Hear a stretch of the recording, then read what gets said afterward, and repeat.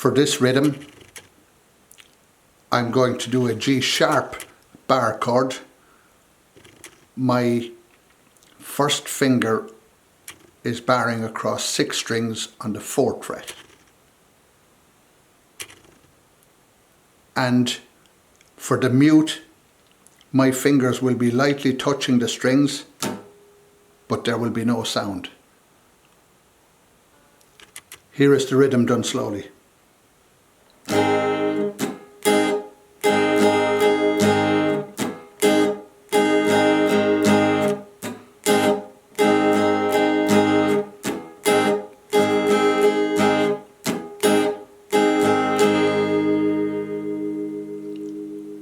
And here it is speeded up.